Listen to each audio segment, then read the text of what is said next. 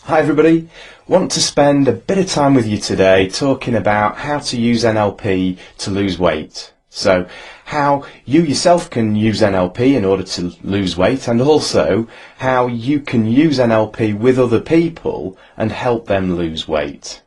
So we're going to talk about that. We're going to be talking about and showing you why dieting often produces inconsistent results. So weight loss, weight gain, weight loss, that sort of thing.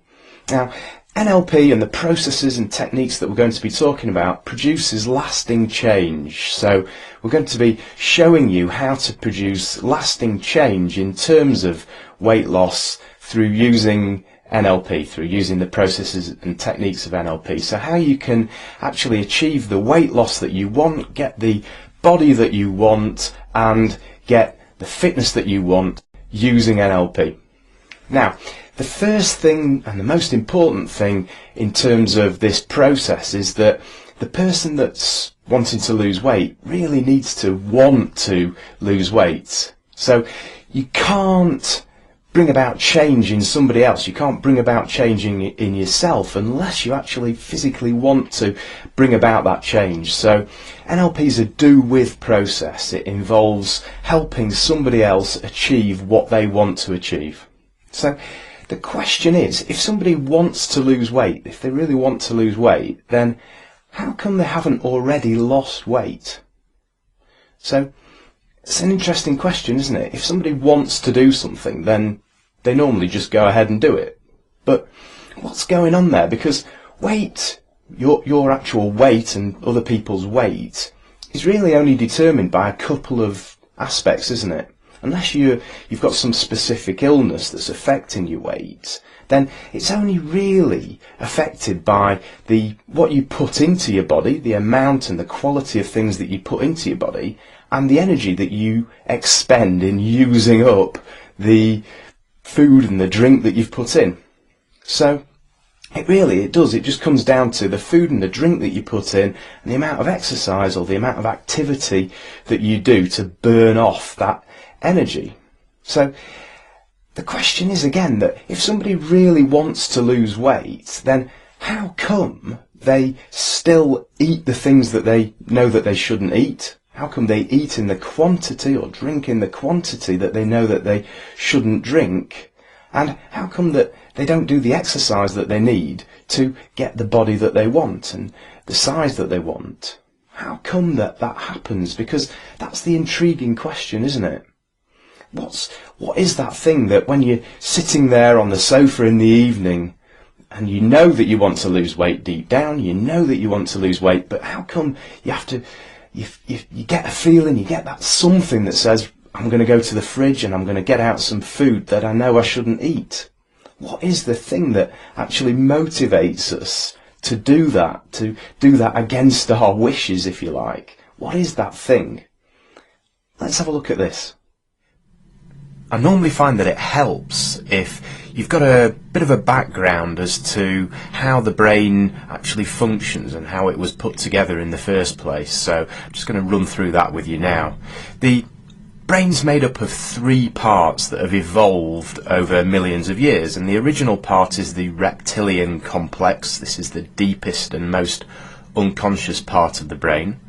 And then as we evolved, we added on the limbic system. So the reptilian complex comes from the time in our evolution of when we were reptiles, and the limbic system from as we evolved mammals.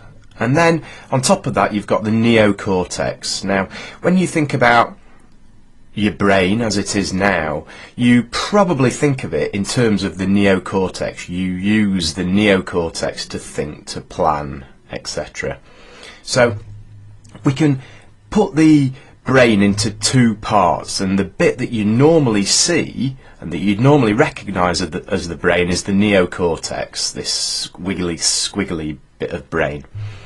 Okay, so as I say, we can segregate the brain, if you like, into two parts, an unconscious part and a conscious part. Now the unconscious part of your brain is the part that's out of your awareness, and it's responsible for the urges, so the urge to eat, which is what we were talking about earlier.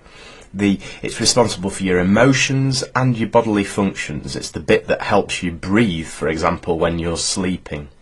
The conscious part of your brain is, as I say, the neocortex, and that's involved with helping you to think, helping you to plan, and helping you to make decisions. So two separate parts of the brain, and in NLP we focus quite a bit on communicating with your own and other people's unconscious mind, because it's in the unconscious mind that change actually takes place, that learning takes place, and that where your behaviour's generated.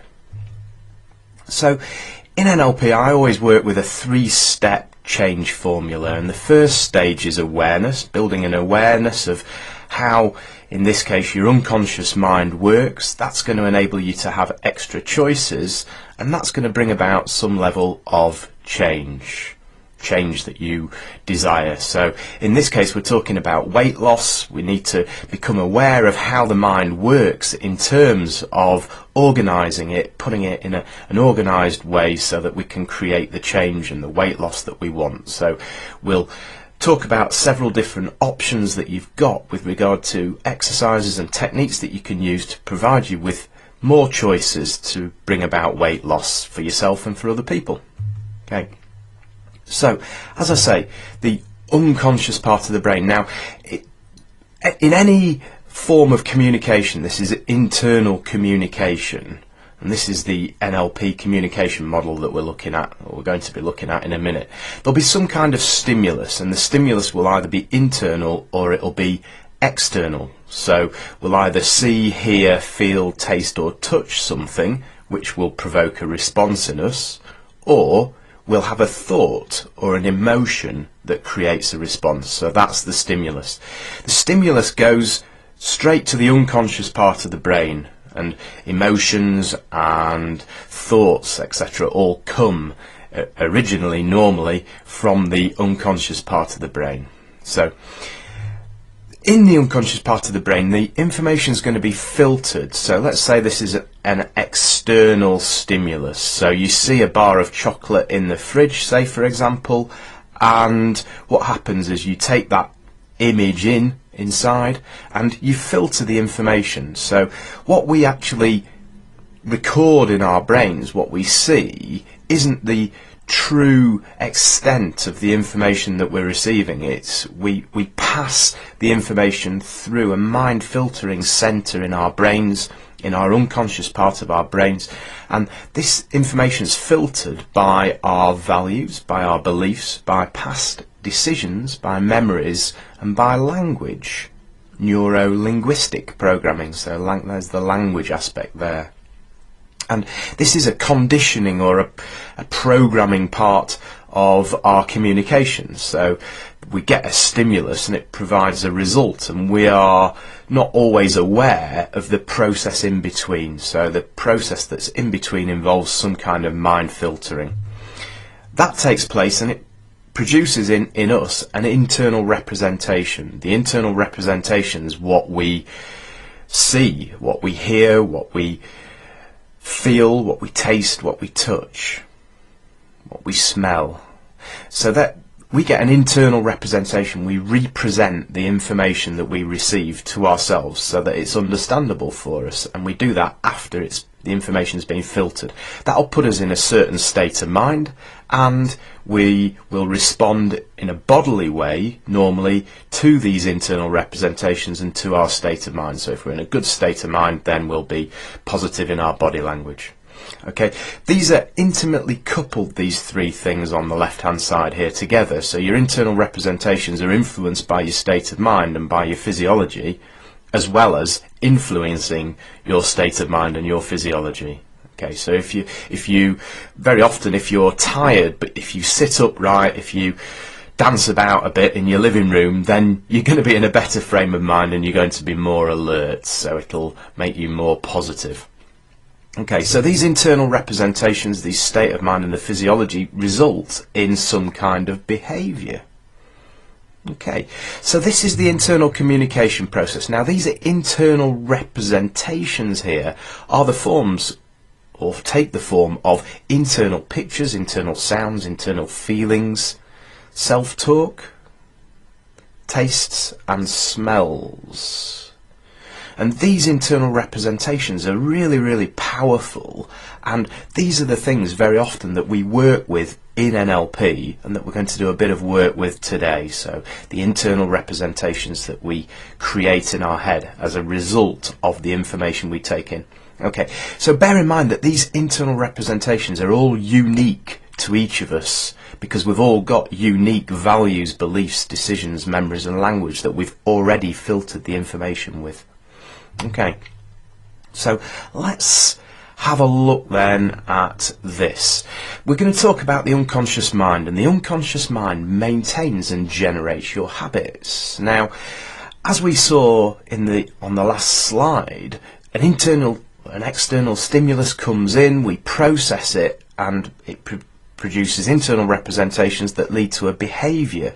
So this is an automatic process, it's an unconscious process, and the process is run by our unconscious mind. Okay, any behaviour becomes natural over time. Now, when you were born, you weren't able to sit in a chair, get up out of the chair and walk. You'd probably not even get that far as falling over. It's difficult. It's a tricky skill. It involves lots of complex movements. Even standing up involves lots of complex movements, where you place your hands, your feet, how you balance your weight, etc.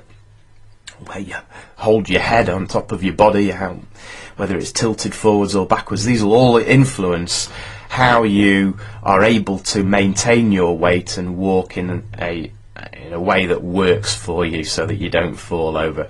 So any behaviour becomes natural over time. It becomes automatic.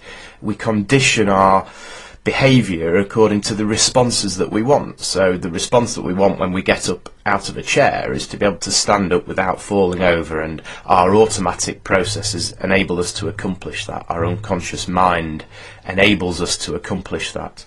Now, the unconscious mind and the conscious parts of the mind need to work in harmony together. There needs to be rapport between the two.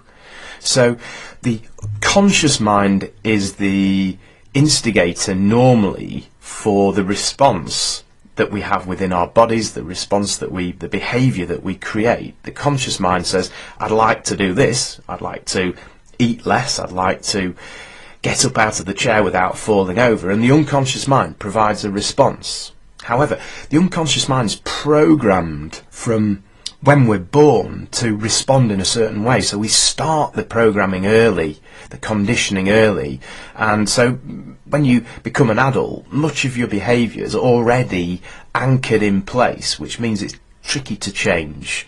That's why you need techniques that we can use from NLP to enable us to change. Okay, so the unconscious mind will respond to instruction from the conscious mind. So if you're consistent in your instruction from your conscious mind, then eventually your unconscious mind gets the message, and that's when the behaviour becomes natural. So if you're overweight, or if you've got a client or a patient who's overweight at the moment, then their unconscious mind's been programmed in the wrong way by repetitively doing the wrong thing in terms of their eating or their exercise patterns. Okay. So the stimulus comes in, it's filtered, the information is filtered through our mind filtering unit, and it provides us with internal representations. Now, one of the big things is memories. Memories are one of the biggest stimulus for our state of mind and for the way that we feel at any one time. So you can be in a good mood by stimulating a good memory, and bad mood by stimulating or thinking about a bad thing. And obviously memories don't necessarily come to order. You may get memories that you don't want as well. Anyway, thinking about a memory that you do want, I'd just like you to remember for a second your last holiday. So bring to mind your last holiday. You might need to close your eyes in order to do this. Bring to mind your last holiday. Have you got it? Great. So open your eyes again, thank you. What did you get? Did you get a picture? Did you get sounds associated with your holidays? Smells, feelings, tastes, maybe? Very often, the recall of a memory is stimulated by either a picture, a sound, a feeling, or a smell or a taste. So it might be an external sound, picture, something you see, a feeling, or something you touch, or a smell that triggers the memory, or it could be an internal thing. But normally, let's say, for me, I picture the scene in Tenerife, and that brings about, I bring back the memory of Tenerife, and it brings about the smells, the tastes, the feelings that I had, the sounds of being on the beach there, for me, back in Tenerife. So that's all brought about by the picture, okay, that I get. This is my internal representation. The conscious mind's giving the instruction, I want to think about Tenerife. The unconscious mind responds by, oh yes, here are the memories that you have of that particular event. Okay, with me so far? Excellent, thank you.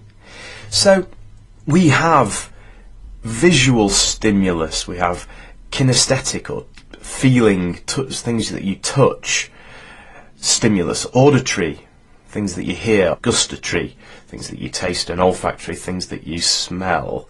So all in all, this is the most powerful thing, is how these external stimuli make you feel. So how does it make you feel thinking about your last holiday? Probably makes you feel pretty good, or you may be lamenting that you haven't been on holiday for a while. How you make somebody feel and how you feel yourself when you think about something is really, really important, isn't it? Because this is very often the stimulus for overeating. How do you feel? You feel hungry, you feel like having something to eat. How to feel better? Well, let's have something to eat. And that's the thing, and that's very often what causes people to be overweight. Okay, so the emotions are a big trigger for behaviour. They're a big trigger for how you feel at any one time, and emotions come from the unconscious mind. Now, this is Maya Angelou, and she said that people may forget what you say, people may forget what you do, but nobody will ever forget how you make them feel. I just love that quote. How you make somebody feel, they're never going to forget that. That's how powerful feelings are for most people. Okay, so what we're going to do is we're going to just have a look at this. Now, your memories, whether you're aware of it or not, are stored in a timeline in your head, in your unconscious mind. They're stored there. They've got to be, haven't they? Because how can you know that one memory happened before a closer memory, one that happened more recently? How do you know that? You've got to store it in some kind of way according to time. So just shut your eyes for a moment, if you would. Just shut your eyes, and we're going to try and establish your timeline now. So just think about something, if you would, that happened last week. Think about something that happened last week and notice where that thought or image or sound or feeling comes from when you think about something that happened last week. Did it come from the left, the right, from behind you, from in front of you? Point in that direction if you've got that far. Don't forget that this is an unconscious response, so you're asking for a response from your unconscious mind, which means that you may not necessarily be aware of it, but you might just get an inkling. Okay, thanks. So think about something now that happened 6 months ago, and notice where that came from. Notice where that image or sound comes from of something that happened 6 months ago. Something now that happened 5 years ago. Think of something that happened 5 years ago and notice where that comes from. Now, you may notice that, and you can open your eyes now, thank you very much. You may notice that these events that you recalled are stored in some kind of line, so they may have all come from a certain direction, with the event that happened 5 years ago further away than the event that happened last week. That would make sense, wouldn't it? That's why something that happened last week is probably more vivid in your memory than something that's further away in time, and also in terms of where you're keeping it in your in your unconscious mind.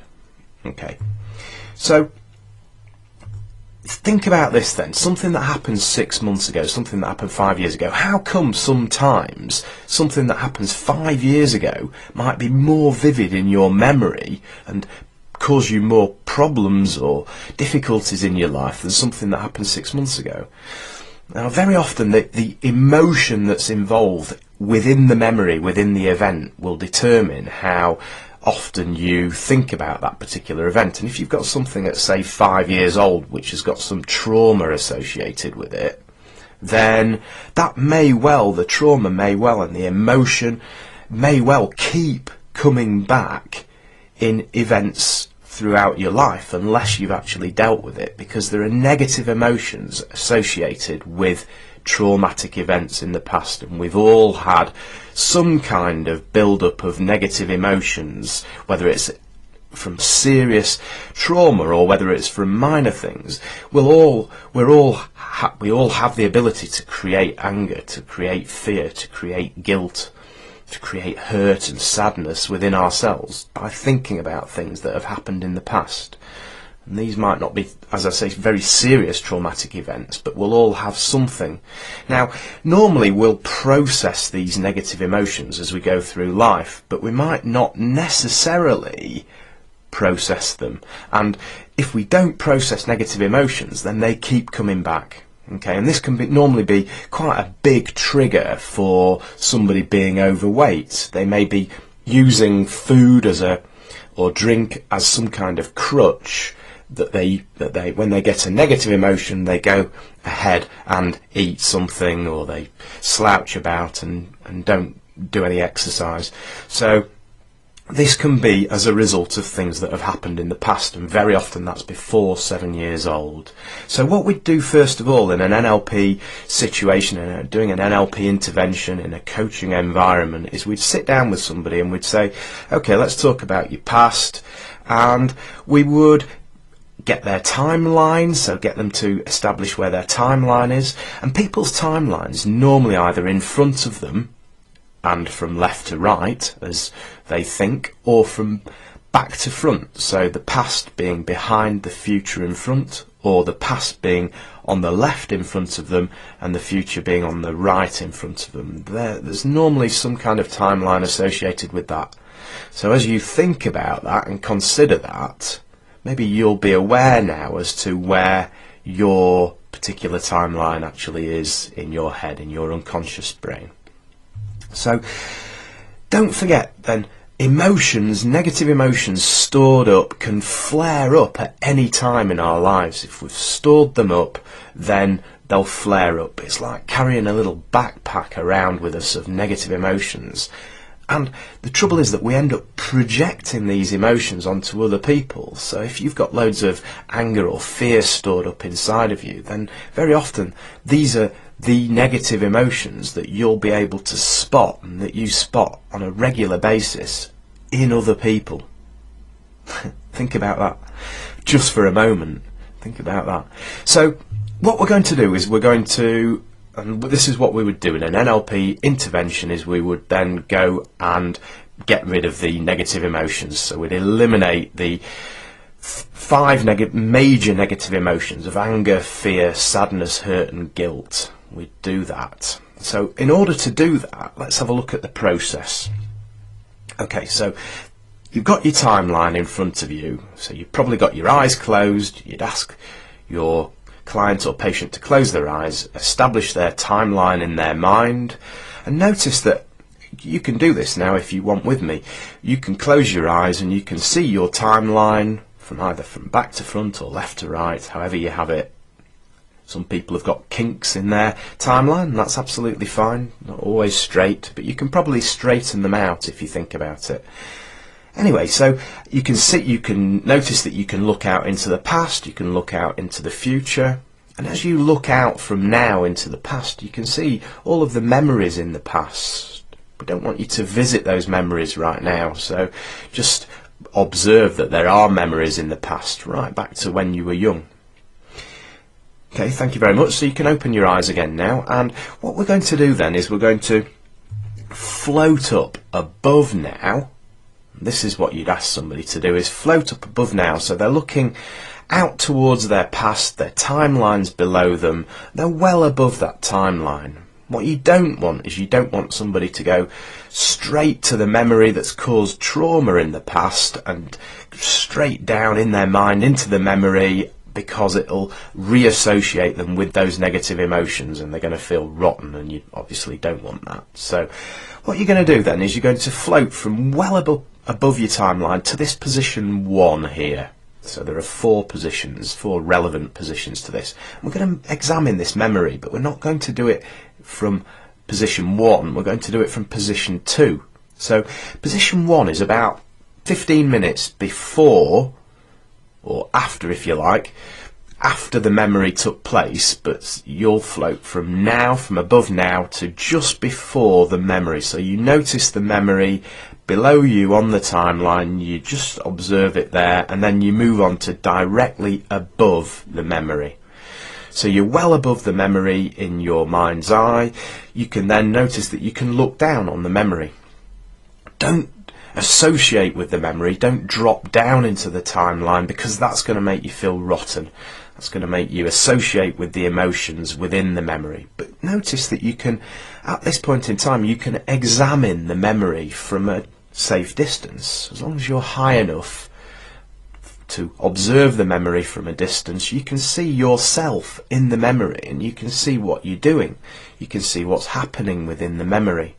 Now, don't forget that all of this is assisting your unconscious mind to take learnings, assisting it to effectively reprogram it. So you know that you're examining a negative emotion. Let's say you're examining fear. So you look down on the memory and you see things occurring in the memory. Now, you can either look at this in a positive or a negative way, and I'd encourage you to take learnings from the memory that are positive for you, because it's not healthy for you to have negative emotions stored up in your body. And actually, your unconscious mind knows that. So what learnings can your unconscious mind take from the memory, from looking down on the memory, that are going to enable you to let go of this negative emotion, in this case, fear? What are the things that you need to know about this memory that are going to enable you to let go of this emotion? What are the positive aspects that you can take from this memory that are going to allow you to let go of this emotion now? So you contemplate the memory. Now, you could at this stage move on to position 3, which is before the memory, before the event in your timeline, and look at the event from there. You could do that, and that would be really helpful sometimes to do that. And notice where the emotions are, because my guess is that they'll be gone as you've taken these positive learnings, and it might take some time. It might take 15-20 minutes for you to get these learnings sometimes. But as you get the learnings and you're encouraged by the person who's assisting you with NLP, as you're encouraged to take positive learnings, you will do. Your unconscious mind will respond to that instruction, and it will eliminate the emotions for you, because you'll take those learnings forward in the future. You could, once the emotions have gone, assist yourself, assist somebody else to drop down into position 4 to check whether the emotions are there within the memory. You could do that, as long as the emotions have gone.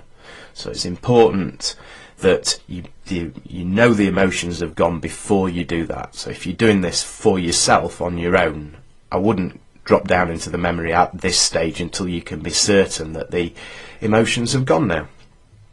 So once you've done that, you're then going to take the learnings, you're going to turn back towards now, you're well above the timeline, and you're going to float back to now.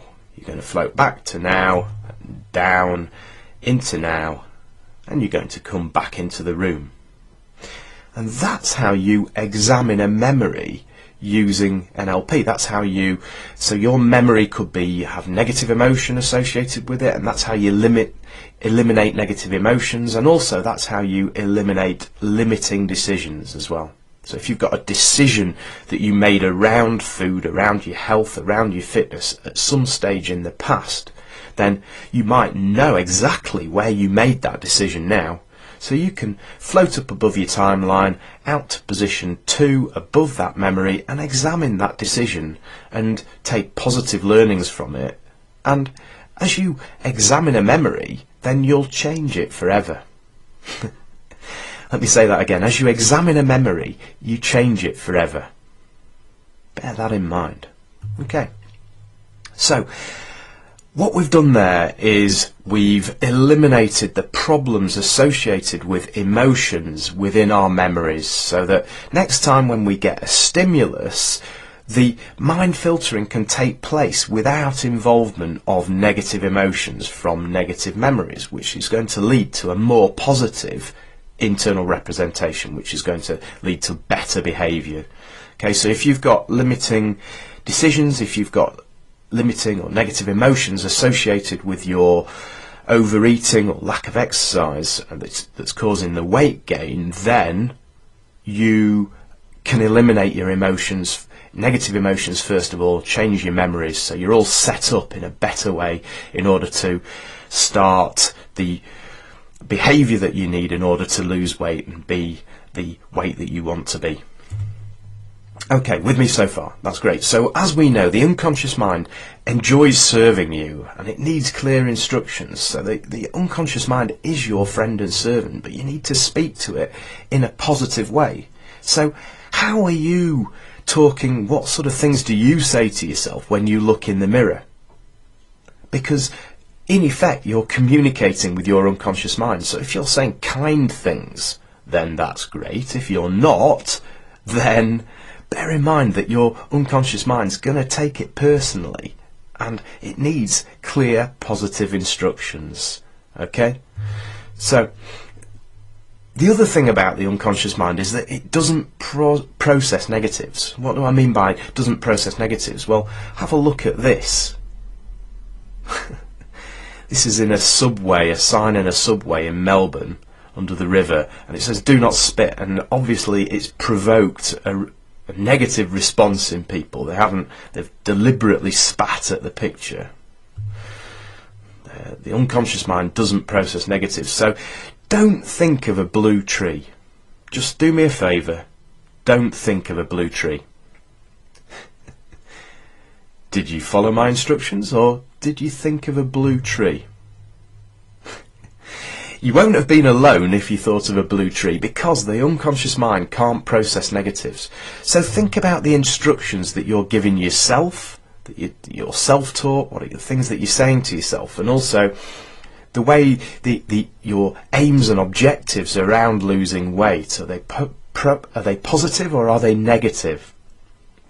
And also how you talk to other people. So if you say to a child, "Don't bite your nails," then your child's likely to think, biting my nails, I wonder what's so bad about that, I'm going to give it a go. So the unconscious mind needs clear instructions to follow. Okay, so what we're going to do now is we're going to talk about the internal representations that you're going to get around your eating behaviours. Okay, so first of all, just consider this lemon. Okay, have a look at the lemon and just notice how waxy it looks, and you can imagine cutting it open, and as you cut it open how juicy it is inside and how sweet it is, and you can imagine biting into it and ugh, yuck. If you're anything like me, that's gives you a funny taste in your mouth. Now, how did we do that? How did we create those emotions or those feelings within you, the taste within you and the reaction within you, just by showing you a picture? Bear in mind that how creating pictures in your mind, that's what can happen, that's what they can do for you. So we can use pictures in a positive way to enable us to be motivated to do something or motivated away from doing something. We can use the pictures that we create in our mind's eye to make us feel better or feel differently. So bear in mind this. Okay, so just do me a favour for a second. Just think about somebody who you like. Just bring to mind you might need to close your eyes, bring to mind somebody who you like. And notice if that brings up a picture for you. Notice if it brings up a picture. And as you think about that picture, notice where in your mind's eye the picture is. Notice how big it is. Notice whether it's in black and white or in colour. Does it have a frame around the picture at all, or is it frameless? Is it a movie or is it a still picture? Okay, thank you. Just clear your mind of that picture. And I want you to think now about somebody who you like less or dislike. Somebody who you like less or dislike. So bring them to mind, and do you get a picture of that person? Notice if the picture is in a different place in your mind's eye. What's different about this picture other than the actual physical contents of it? What's different about it? Is the picture different? Is it black and white or colour? Maybe if the other one was colour, is this black and white? Is it a different size? Is it a smaller picture or is it a bigger picture? And is it a different, is it further away from you or is it nearer to you? Notice that difference. Thank you, and come back in the room. So, you can picture somebody you like and get that picture. You can picture somebody you dislike and get that picture in your mind's eye, all by using your conscious instruction. So your unconscious mind responds to your conscious instruction. Now, did you notice feeling better looking at the person that you like in your mind's eye or looking at the person that you don't like? I would imagine you feel better thinking about the person that you do like. And bear in mind that you've got control over what you focus on. And that's how your focus can actually influence the way that you feel. And the way that you feel, as we've talked about, is really, really important. Okay, so let's bring this to focus in terms of food then. So one thing that I'd like you to think about now is if you've got a client or a patient who's overweight, or if you're overweight yourself and you've got a favourite food and that particular food is causing you a problem, then you can bring to mind that food. You can bring to mind the food. You notice the shape of it, where it is, whether it's black and white or colour. Yeah, so the location, whether it's near to you, whether it's far away from you. You can bring that picture to mind. You may be wanting to do that now. And notice how that makes you feel, because that's probably going to have a feeling associated with it, and it might make you want to eat it. So just bear that in mind. Now, if you're wanting to eat it, just do me a favour and just zoom that picture out into the distance so that it goes into the corner of the room like a postage stamp. Have you done that? And notice, if you've done that, notice how you actually feel now. Do you feel more like eating the food, or do you feel less like eating it? Probably less, I would guess. So just notice how interesting that is. Bring the picture back to where it was before. That's great, thank you. And just lock that in place there. Thank you. Now, just take a breath and open your eyes, and then what I want you to do is I want you to think of now, so you close your eyes again and think of some sort of food that you absolutely detest. So some food that you really hate, that you detest. And in this case on the screen it's butter, but you'll have your own thing, something that you detest. It might be food, or it might be some other sort of liquid or some sort of object that you couldn't imagine eating. Mud or something similar. Notice what's different about that picture. Is it closer to you, further away? Is it on the left or the right? What's different about that to the food that you do like? Notice what's different about it. And is it in black and white or colour? Is it in a movie format? Notice the difference. Okay, open your eyes, thank you. So what you're going to do now is you're actually going to, watch this, you're going to take the picture of the thing that you like and put it into the characteristics of the thing that you dislike. So move it over to the location of the things that you dislike. Move it over there, turn it to the same size, turn it to the same shape, and notice how you feel, because it'll be disgusting. So, as you bear in mind the differences between the two pictures, just bring to mind the food that you like, and maybe you're compulsed to eat this type of food, and move that picture in your mind's eye to the place of the food that you dislike, and make it to the same shape, make it to the same distance from you, make it exactly the same location, the same sort of colour sequences, and lock that into place. Just lock it into place as you would do, you know, when you close Tupperware and it clicks together. Lock that in place there. Notice how you feel about it. Notice that that's probably changed the way that you feel about it, and you maybe now, you might be thinking, yuck. Thank you. Open your eyes. So that's a specific NLP technique. It's called a submodality technique, but we don't need to get too hung up on the titles here. It's a like to dislike submodality technique. And that works on your internal representations here on the left hand side. So it'll change your internal representations on the left hand side.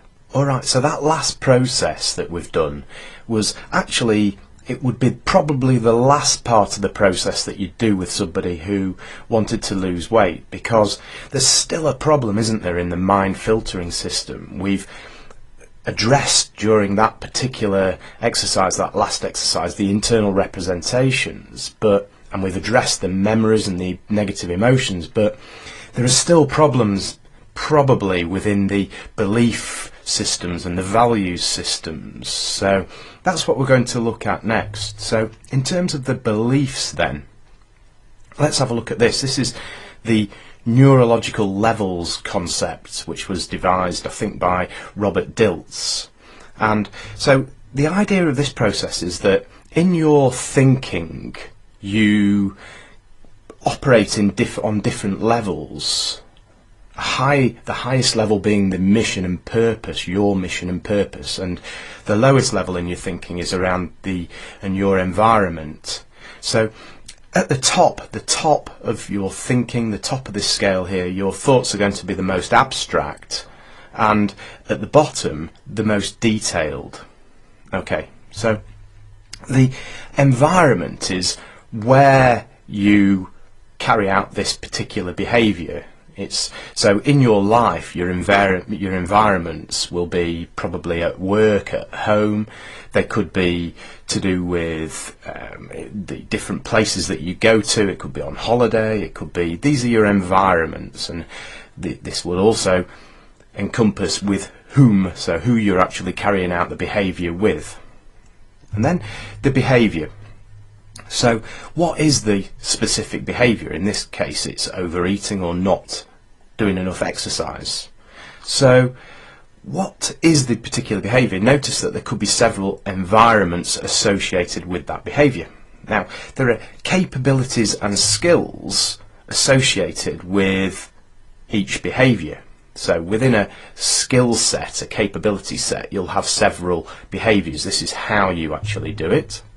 And then your values and beliefs. So this will be why you carry out a particular skill or behaviour and where you actually carry it out. It's why you do it. So this is really important, isn't it? Values are what are important to us, and beliefs are what we believe to be true. Okay, so above that you've then got your identity. This is who you actually are. This is getting to right to an abstract level, right to the top of this hierarchy, if you like. So above that you've got who else. So in terms of your identity, who you actually are. I am, let's say you could say, I am overweight. So what else are you? Because you're not just overweight. You're a mother, you're a father, perhaps you're a partner to somebody, and you're many other things other than the identity in that particular area. So that's the most abstract and the most important, if you like, aspect on the neurological levels. Okay, so your overall mission and purpose can be in different contexts. So it might be a mission and purpose that you have a family environment for, a work environment for, and a fitness and health environment for as well. Okay, so your overall mission and purpose will be common to each area of your life. Many areas of your life. You might have personal development, you might have your relationships, etc. Okay, so thinking about this then, somebody says, I wish that I could lose, or they say, I hate being overweight. So somebody says, I hate being overweight, and they think internally, I wish that I could lose weight. Now, when they say that, and this is the linguistics again, this is the linguistics part of NLP, whereabouts on the scale of abstract to detail are they talking? Is that an abstract thought, I wish that I could lose weight, or is it a detailed thought? I hate being overweight. Is that abstract or detailed? Well, just by listening to it and not understanding NLP, you'd probably be able to guess, but NLP's about getting specific, and it's about giving you tools so that you can know exactly where somebody's talking and where you're thinking. So are you thinking in specifics? Are you talking about relationships and connections that are more abstract? So this idea comes from the hierarchy of ideas concept in NLP. So think about this then. So you've got a car. Maybe you start off with the word car. Okay, so the cars have different categories. So the category of car we're talking about is a BMW, and there are several types of BMWs. So we're going down this hierarchy now, down the neurological levels, if you like, if we can equate it to that. So it's a 3 Series BMW, and what type of 3 Series is it? 318i. So cars don't just come in categories, they've got lots of other things associated with them. So if you think about car parts, we're talking about a door. So this person who's talking here, let's say they come to the garage and they say, I've got a problem with my car. What type of car is it? It's a BMW. What type of BMW? A 3 Series. What type of 3 Series? 318i. And what's wrong with it? Specifically, so we want details. Well, there's a problem with the door. Oh, right, which part, which door? The driver's door. Which part of the driver's door? There's a problem with the lock. So we've got the details. Now, somebody might say, I've got a problem with the lock on my car, in which case you've got the details, other than what's wrong with the lock on the car, and then you'll get even more specific. Which part of the lock? You can then identify where the problem specifically is, and once you've got where the problem specifically is, then you can solve the problem, and you would do that by going up the hierarchy. So if we think about a car, then what's more abstract in terms of cars? What's more abstract? Well, what is a car an example of? It's an example of transport. So the problem here is that you can't transport yourself to where you need to be because you've got a problem with the lock. And what's another example of transport? Well, a bus. So you could get a bus, could you? Maybe get a bus rather than use your car.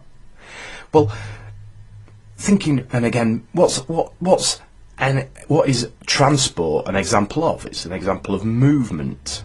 What's movement an example of? Existence. And at the top of any hierarchy, any thinking hierarchy, any problem hierarchy, you've got existence. That's the most abstract thing that can be, existence. Very, very abstract. No detail in there at all, and it's where all problems can resolve themselves. Okay, so in order to go down into the detail, we would ask people, or ask ourselves, what are examples of the particular problem? And in order to go into abstract, what's this an example of? What is this an example of? There are other questions as well, which we'll come to in a minute. But you've got the idea, I think. It's sets and subsets, if you like. So a set has several subsets, and as you go up the hierarchy of ideas, you get more abstract. As you go down, you get more detailed. Bear in mind that in this, the influence that you have over the problem increases as you talk and think at the different levels. So if you make an influence at a higher level, it will influence if you make an intervention at a higher level, it will influence all of the levels below. Okay. Think about this in terms of other problems then. So somebody says, I've got a problem in terms of my beliefs. I believe that I'm overweight. I believe that I can't stop eating. I believe that, things like that. This is a belief. That's going to affect all of their capabilities and skills, their behaviour and their environment. So it's going to affect all of those particular things. Okay.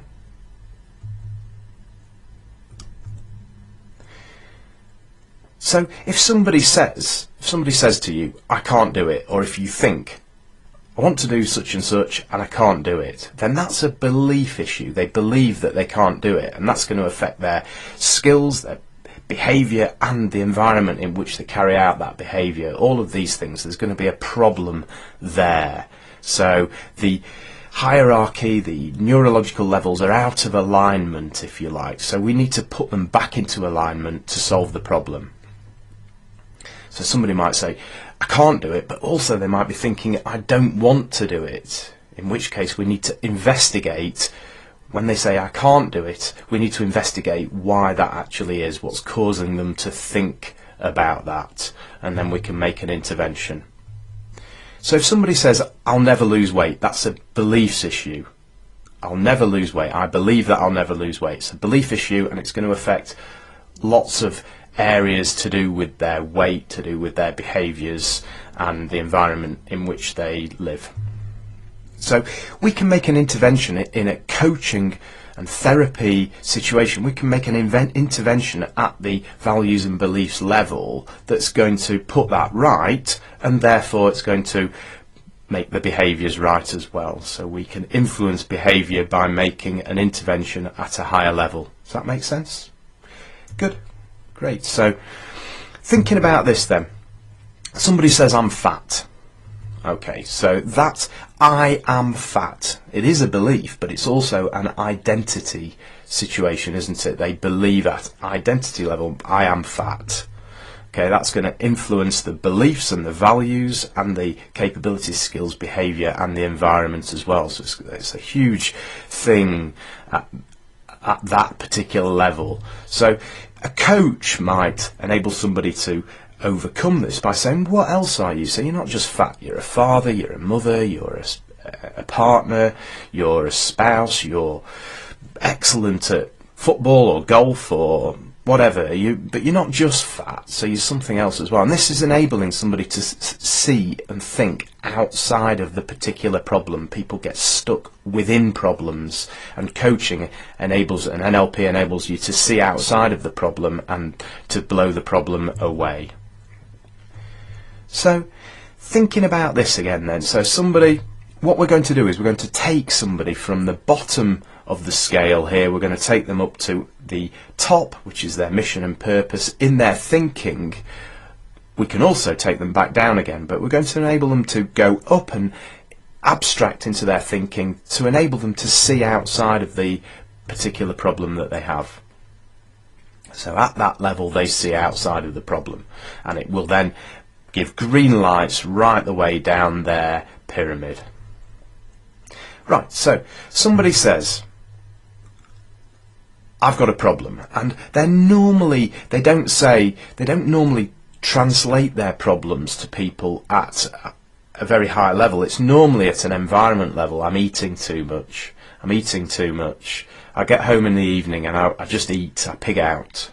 That's an environment issue, it's a behaviour issue, but it's in a particular environment. So they pretty much always come up with the problem at a low level. Now the coach will then want to enable them to go up the levels and find out what the real problem is and what's behind the problem. So you could ask a question, how is this a problem for you? And they'll say something like, I don't believe that I can do it. I don't think I can do it. And that's a belief.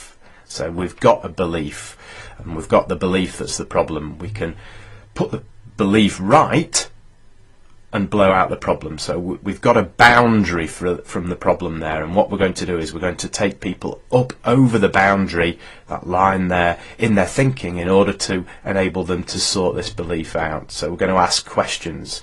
We're going to ask questions to take them up the particular levels. We're going to listen to what they say in response, and we're going to ask another question, and all the while we're going to be taking them up the pyramid in their thinking, up the levels in their thinking, and eventually they're going to get to a level of identity, and it's going to enable them to see outside of the problem, that the problem isn't the only thing in their lives, and that very often takes the problem away and it puts all the lights on green. Okay. So we've got a problem at values and belief level. We've got a barrier there above the problem, and we know what the problem is. So we're going to ask questions. And what sort of questions are we going to ask? Well, you could ask these questions of yourself. You know you've got a problem. So think about a problem now that you have in your life. If you haven't, or you can't think of a problem immediately, just think, how is my life not perfect yet? So think about something now. How is my life not perfect yet? And once you've got that thing, just ask yourself, what does that mean to you? What does it mean to you having that problem? Thank you. And how is it a problem for you? How is that a problem for you? Think about that. Thank you. And what is the intention for that particular behaviour? What is the intention for that thing? Thank you. What's the purpose? For what purpose? What's the purpose for it? Thank you. And hopefully at this point in time, by asking yourself those questions, you've enabled yourself to find resources within you to see outside of the problem. Obviously, I don't know what the problem is, but just by asking those problems, I'm enabling you to take learnings and to see that there are other possibilities, and that very often blows the problem completely out. It gives you resources to solve the problem for yourself. And these are instructions, aren't they, to your unconscious mind. You're using your conscious mind to think, plan, and consider, and that's an instruction to your unconscious mind to sort this problem out now. Okay, so thinking about somebody who's got a problem with their weight then. So I've got a problem with my weight. Somebody says, I've got a problem with my weight. And so we'd ask, because a problem with their weight is probably at the level of behaviour or something like that. But we want more information, so we'd ask them, what specifically is the problem? And they provide the answer. And in this case, the answer is, a part of me wants to eat all the time. A part of me wants to eat all the time. So when somebody says that, there's a part of me that wants to eat all the time, that kind of makes sense. Because the part's not there all the time. They don't want to eat all the time, but there's a part of them that does. So when they get home in the evening, they overeat. It's not permanent, it's not there all the time. It might be there all the time in the evening, but it's maybe not there first thing in the morning, it's not there during the daytime, it's just a specific time of day, and it's not the whole of them, it's just a part of them wants to eat all the time. So you'll notice here we've got the lines going up the page here, and at the top we've got abstract and detail. So we've got two sides, we've got a left and a right side here. And so we're going to use the right side to talk to the part that wants to eat all the time, and then we're going to talk to the other part that doesn't want to eat all the time. And we're going to establish what their intentions are. So we're going to talk to this part of the person that wants to eat all the time, and we're going to ask them questions. So what's the purpose for you wanting to overeat? So somebody might say to feel full. Okay, so to feel full. So what's the intention for you for wanting to feel full? So that I feel happier. What's the purpose for wanting to feel happier? So that I can have a better life. And what's the purpose for that? Well, so that I don't eat as much. Very often people come back down. And we've already covered that. So we'll just carry on asking the questions. What's the intention for you not wanting to eat so much? So that I can relax, so that I can be happy, so that I can live a great life and be what I want to be. And eventually you ask people these questions and you'll end up taking them up to existence. If somebody says, so that I can be what I want to be, that's existence. That's statement at existence level, at mission and purpose level. So They've said happiness, they want to relax, and further down, it's the experience which is the overeating problem. So we've chunked them, if you like, up the pyramid, right up to existence. So we've got the intention of the part that wants to eat all the time. The intention is to be who I want to be. So we're then going to talk to the other part of them, the major part, the main part of them, and we're going to ask, so what's your purpose? Well, I want them to be happy with themselves, to be the right weight. And what's your intention for that? So that they feel better about themselves. And what's the purpose for feeling better? So that they can relax. And what's the intention for that? So that they can be happy. And what's the purpose for being happy? So that I can be who I want to be. So that they can be who they want to be. And you'll notice now that you've talked to both parts, the part that wants to eat all the time and the other part, and they've got the same intention, the same highest intention, and that's going to blow. Once they realise that, once you realise that, if you've done this exercise yourself, and don't forget you can rewind and go through this again, you've got the same highest intention, it's at existence level, at mission and purpose level, so that you can be who you want to be, and that's going to solve the problem. That's going to remove the belief issues. It's going to remove that as an issue, and you're going to be able to see outside the problem, and that's training the unconscious mind in the mind filtering system to say, okay, well, I've got different beliefs around this particular thing now, and you're going to get different internal representations, a different state of mind, and a different physiology and behaviour as a result of your belief change. Okay, still with me? Thank you. So we're now going to talk about values, because we haven't cleared up the values issue. So that's at the same level as beliefs, and values are kind of similar to beliefs, but values are what's important to you. Okay, so if they're out of a line, then you're going to have, if what's important to you is out of a line, if deep down, and don't forget, these aren't necessarily conscious, you're not consciously aware of these particular issues necessarily, they're built into your unconscious, and if you've got a value that's out of line with what you're trying to achieve, then you're not going to be able to achieve it. So this is why, when we said earlier, how come you want to lose weight but you're not losing weight, and something's saying go to the fridge and eat, or don't exercise, or don't, be active, then this is why you're not, the pull from that thing is coming from your unconscious, and it's all powerful, and it's overriding your desire to lose weight. So this is all at values level. This is all about your motivation. What's motivating you to act in a certain way? So in terms of your weight, what's important to you? In terms of your health, your fitness, what's important to you? Think about that. What's important to you? And as you think about that, you may notice that you get some sort of picture and internal representation that comes to you. And notice that, are you in this picture, in this internal representation, are you motivated towards what you want or away from what you don't want? Are you motivated towards what you want or away from what you don't want? This is really important. I'll show you why it's really important. Let's talk about this in terms of losing weight then. So a towards feeling of, the internal picture, the internal motivation, if it's towards, it'll be towards feeling better about yourself, be towards looking more attractive. These are the type of positive motivations.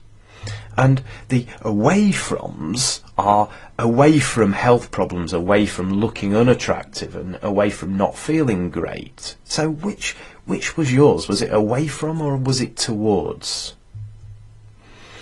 Notice that if it was away from, there's an involvement here from your unconscious mind. This picture here is the image I get of my inner saboteur that was programmed back in evolution, not to do with me. We've all got this. We've got an inner saboteur that's programmed from our reptilian brain, the time when we were reptiles, when we were running away from being eaten by bigger objects, bigger mammals if you like, or bigger dinosaurs.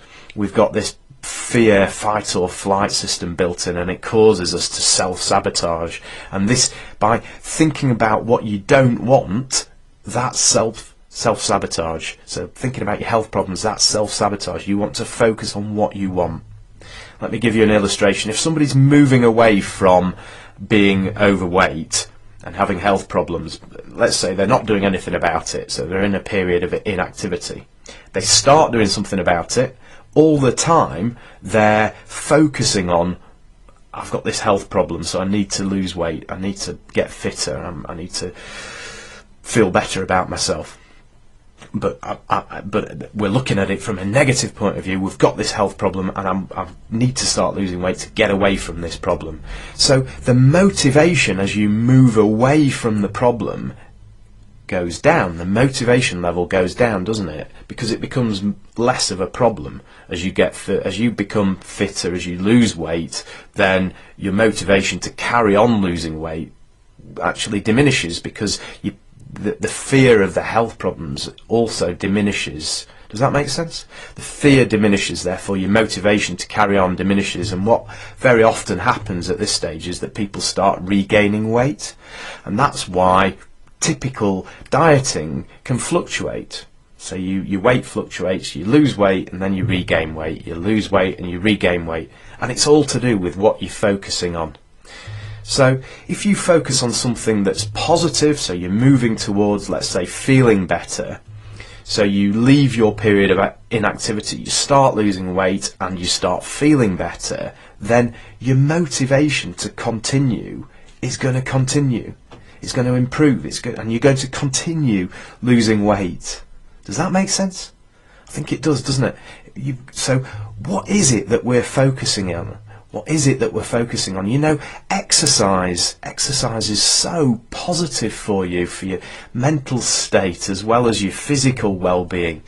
It produces mood enhancers of dopamine, serotonin and noradrenaline. It makes you feel better. It makes you feel better and it helps you lose weight. So exercise is a big a big part of the ingredients in losing weight. So just examine what your motivation is for what you want to achieve. Is it towards or is it away from? And design a focus that's going to get you long-term positive results. So if we're talking about reducing weight, then think about,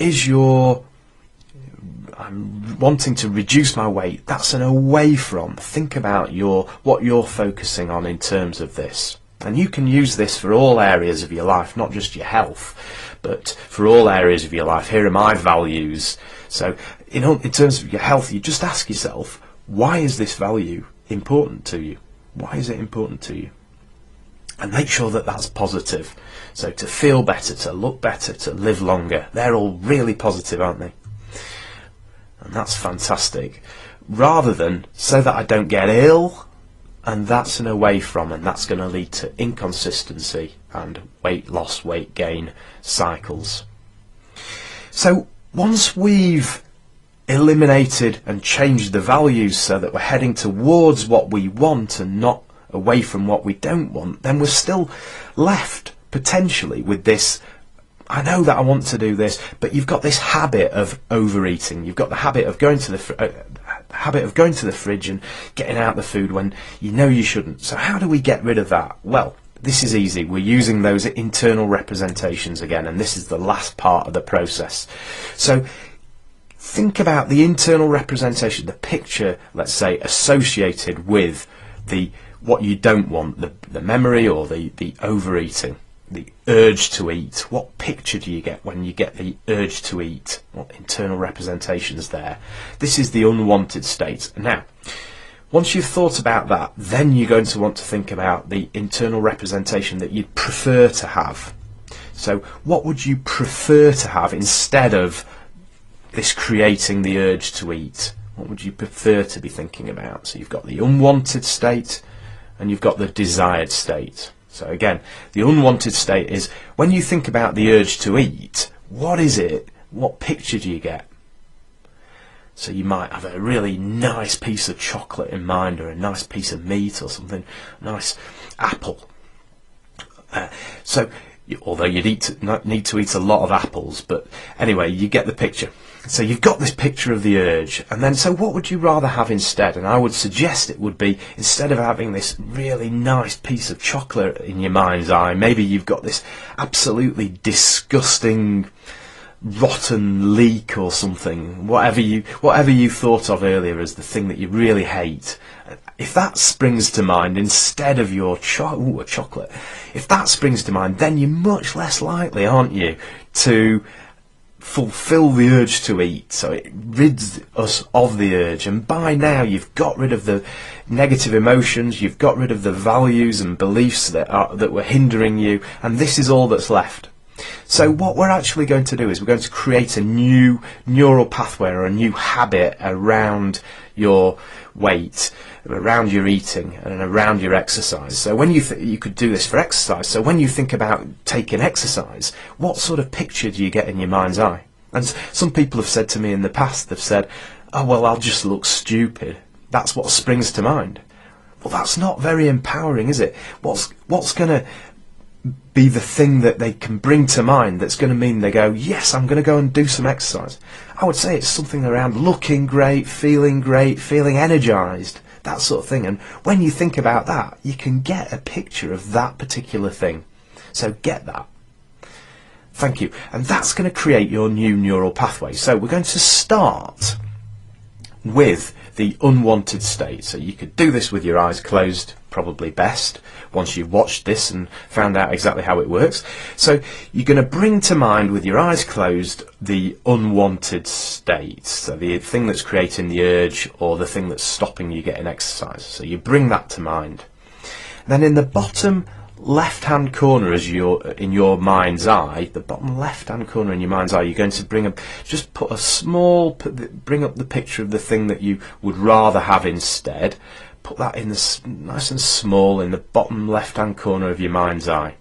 So right in front of you now, you're going to have, with your eyes closed, you're going to have the picture of the thing that you don't want.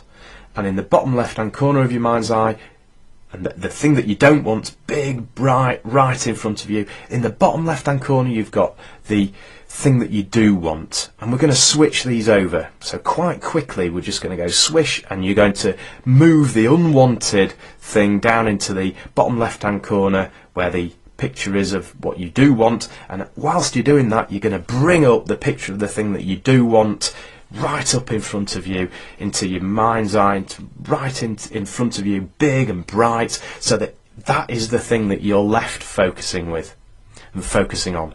Now, doing this once will make a difference, and you'll feel better, and you might feel motivated, more motivated, or less inclined to go and eat.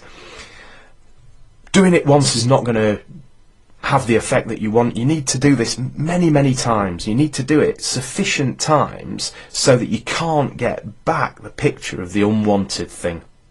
So let's just see what you're going to do. You're going to take the unwanted thing and replace it with the thing that you want, like that.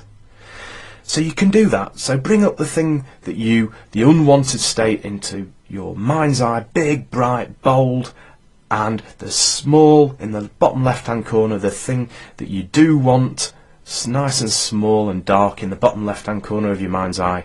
And when I say swish, you're going to move them over. So, swish. Did you do it? If you didn't, do it now.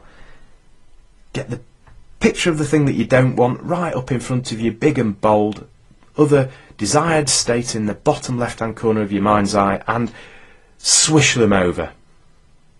And do this sufficient times so that the unwanted thing disappears, so that you can't bring that back. You'll find that that picture, when you try and bring back the unwanted thing, that the picture becomes pixelated probably, and fuzzy and blurred, and then eventually it'll go. You do this enough times, it'll go. So do that, and we're going to have sorted your weight problem out. So you can do this with yourself. you can definitely use NLP with yourself. You can do this with other people, and this is how you help people lose weight. So we've looked at several different aspects here. We've looked at how to eliminate negative emotions that might be causing people to trigger memories. That means that they are motivated to eat rather than to lose the weight that they want. So that we've sorted that out. We've looked at how to create pictures in your mind's eye that are what you want in terms of the food that you would hate to eat rather than the food that you want to eat. We've looked at that. We've looked at your beliefs and the values, and we've shown you how you can program in new neural pathways to a better weight and to more fitness. I really hope that you've enjoyed this presentation. I really hope that you've enjoyed these exercises. These are the sort of exercises that you can learn lots of by learning NLP, and I do hope that you'll choose to learn with us at Excellence Assured. If you've got any questions, you've got any comments about what we've talked about, then I'd be pleased to answer any questions that you've got and hear your comments, so just leave them on the web page that you're viewing the videos on. So thanks ever so much for your time today, and I'll see you on the next one.